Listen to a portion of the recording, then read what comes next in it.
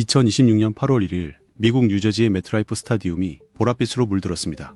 무대 위에는 7명이 서 있었고 객석에서는 서로 다른 나라에서 온 사람들이 같은 한국어 노래를 따라 불렀습니다. 이틀간 공연장을 찾은 관객은 15만 7천 명이었습니다. 그런데 이 공연이 특별했던 이유는 규모만이 아니었습니다. 불과 사흘 전 BTS는 다음해 그래미에 자신들의 음악을 제출하지 않겠다고 밝혔습니다. 세계에서 가장 유명한 음악상의 문을 스스로 지나치기로 한 겁니다. 그 결정 뒤에 위기가 올 거라고 생각한 사람도 있었을 겁니다. 미국 시장에서 멀어지는 것은 아닐까? 어렵게 쌓은 세계적인 명성을 놓치는 것은 아닐까? 하지만 사흘 뒤 미국의 거대한 경기장은 빈자리가 아니라 사람으로 가득 찼습니다. BTS는 무대에서 그래미를 말하지 않았습니다.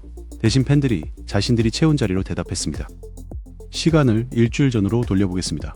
2026년 7월 29일 BTS 7멤버는 같은 내용의 글을 공개했습니다. 새 앨범과 수록곡을 2027년 그래미 심사에 제출하지 않겠다는 발표였습니다. 그보다 한 달여 전 레코딩 아카데미는 최우수 아시안 팝 음악 퍼포먼스 부문을 새로 만들었습니다. K-팝과 J-팝, C-팝을 비롯해 아시아 시장에서 인정받는 대중음악을 위한 상이라고 설명했습니다. 그러나 BTS는 음악이 지역과 언어로 나뉘기보다 음악 그 자체로 듣고 사랑받기를 바란다는 뜻을 밝혔습니다. 레코딩 아카데미는 새 부문이 아시아 음악을 가두기 위한 것이 아니라 더 많은 음악을 인정하기 위해 만들어졌다고 반박했습니다. 누가 완전히 옳다고 단정하기는 어렵습니다. 하지만 한 가지는 분명했습니다. BTS는 처음으로 그래미의 선택을 기다리지 않았습니다. 자신들이 참여할 것인지 먼저 선택했습니다. 과거의 음악 산업에서 이런 선택은 거의 불가능했습니다. 신인이 음반을 내면 먼저 음반사의 허락을 받아야 했습니다. 라디오 편성자가 노래를 틀어주고 음악 잡지와 평론가가 이름을 언급해야 했습니다.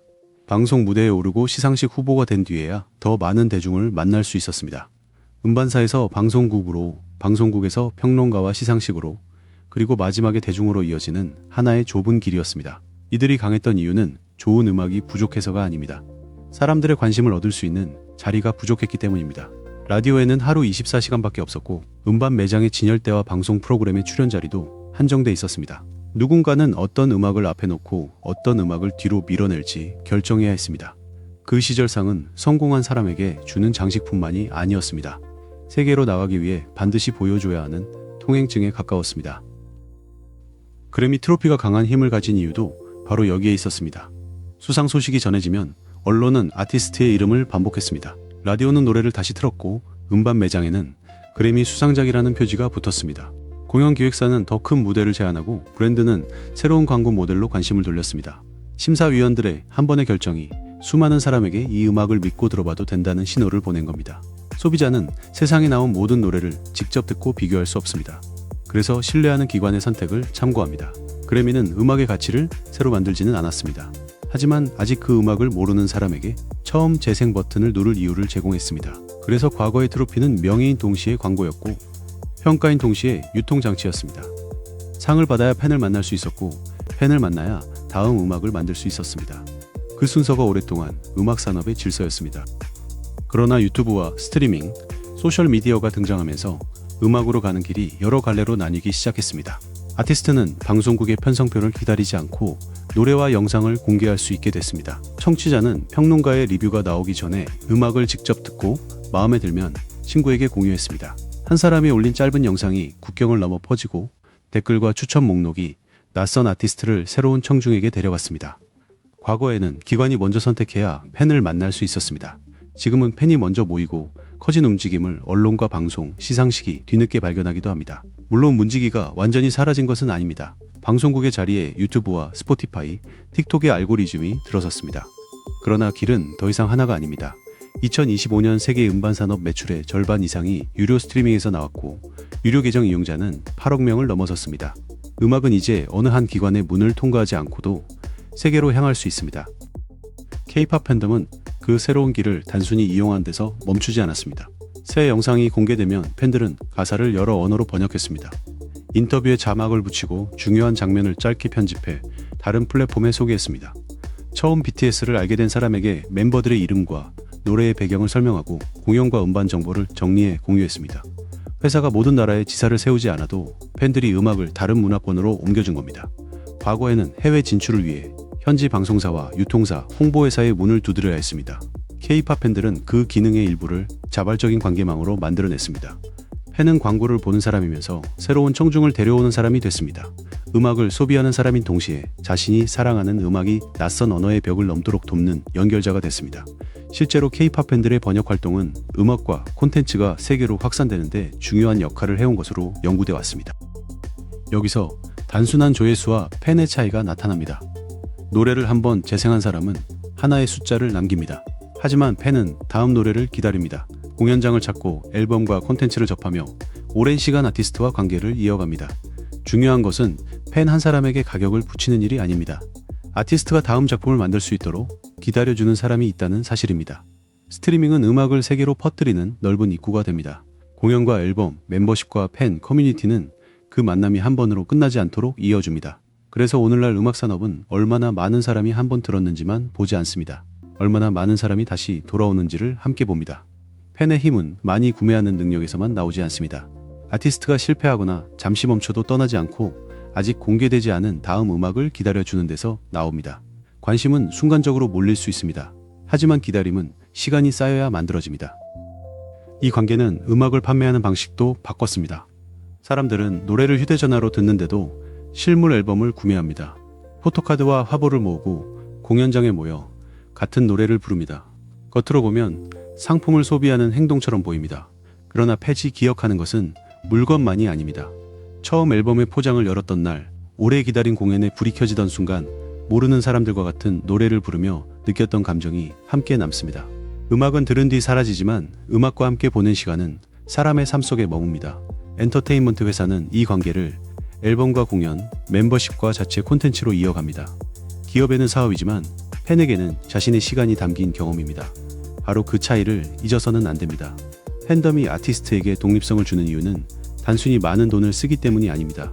아티스트의 음악을 자신의 기억 일부로 받아들이고 그 이야기가 계속되기를 바라기 때문입니다. 그리고 2026년 8월 매트라이프 스타디움에서 그 관계가 눈앞의 장면이 됐습니다. BTS의 뉴저지 공연은 8월 1일과 2일 이틀간 열렸습니다. 두 공연의 관객은 합계 약 15만 7천 명이었습니다. 그들은 그래미 후보 발표를 보러 온 사람들이 아니었습니다.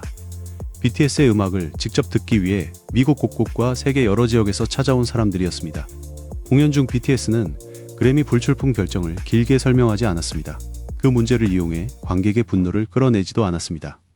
그러나 전광판이 객석을 비출 때 일부 팬들은 아시안 팝이라는 별도 분류에 반대하고 BTS의 선택을 지지하는 팻말을 들어보였습니다. 그 장면을 모든 팬의 하나 된 공식 의견이라고 말할 수는 없습니다. 하지만 분명한 것은 있었습니다. 아티스트가 제도의 선택을 거절한 뒤에도 팬들은 떠나지 않았습니다. 오히려 공연장을 채우며 자신들이 지지하는 선택이 무엇인지 보여줬습니다. 이것은 그래미가 이제 아무 의미도 없다는 이야기가 아닙니다. 그래미는 여전히 창작자들이 동료의 음악을 평가하는 중요한 상입니다. 한 번의 수상은 새로운 청중을 만나게 하고 음악가가 오랫동안 바라온 인정을 전합니다. 많은 아티스트에게 그래미는 지금도 소중한 꿈입니다. 달라진 것은 상의 가치가 아니라 상과 아티스트 사이의 관계입니다. 과거에는 시상식의 선택을 받아야 세계적인 무대로 이동할 수 있었습니다. 지금의 슈퍼스타는 이미 세계적인 무대를 가진 상태에서 시상식에 참여할 것인지 결정할 수 있습니다. BTS의 불출품이 남긴 가장 중요한 의미도 여기에 있습니다. 그래미를 모욕했다는 것이 아닙니다. 그래미의 가치를 인정하면서도 자신들의 음악을 어떤 기준과 이름 아래 내놓을 것인지 스스로 판단할 수 있게 됐다는 것입니다. 그 선택권은 갑자기 생기지 않았습니다. 오랜 시간 음악을 듣고 기다리고 공연장을 채워준 사람들 위해서 만들어졌습니다. 하지만 팬덤의 힘을 아름다운 이야기로만 남겨서는 안 됩니다. 팬의 사랑이 숫자로 측정되기 시작하면 응원은 쉽게 경쟁으로 변합니다. 같은 앨범을 여러 장 사야 한다는 압박, 밤새 음악을 재생해야 한다는 의무감, 순위와 투표를 지켜야 한다는 책임감이 생길 수 있습니다. 팬이 번역하고 홍보하며 시장을 넓혀도 그 노력으로 생긴 경제적 이익은 대부분 기업과 플랫폼에 돌아갑니다. 팬 커뮤니티도 아티스트와 팬을 연결하는 장소인 동시에 기업이 팬의 행동과 소비를 분석하는 장치가 될 수 있습니다. 그래서 팬의 힘은 얼마나 많이 사고 얼마나 오래 재생했는지만으로 평가돼서는 안 됩니다. 아티스트를 사랑하면서도 자신의 일상을 지킬 수 있어야 합니다. 사랑을 끊임없이 증명하라는 요구를 받지 않아야 합니다. 팬이 아티스트에게 선택권을 줬다면 아티스트와 기업은 그 팬이 지치지 않도록 보호할 책임을 져야 합니다. 오래가는 관계는 한쪽의 희생만으로 만들어지지 않습니다. 서로가 서로의 시간을 존중할 때 비로소 계속될 수 있습니다. 그래미 트로피는 한 해에 뛰어난 음악을 역사에 기록합니다. 그 기록은 중요합니다. 한 번의 수상은 아직 그 음악을 모르는 사람에게 새로운 문을 열고 창작자에게 오랫동안 기다려온 동료의 인정을 전합니다.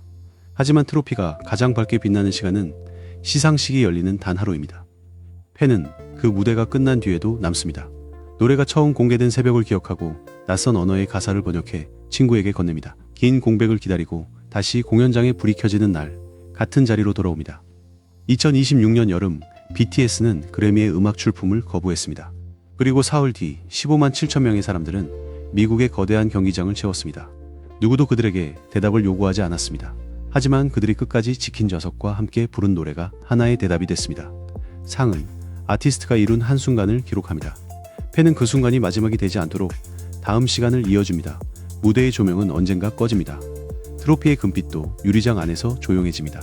그러나 노래가 끝난 뒤에도 다음 곡을 기다려주는 사람이 있다면 아티스트의 이야기는 아직 끝나지 않은 것입니다. 그날 매트라이프를 채운 보랏빛은 이렇게 말하고 있었습니다. 우리는 BTS가 받은 상 때문에 여기에 온 것이 아니라 BTS의 노래가 우리와 함께했던 시간 때문에 이곳에 온 것입니다.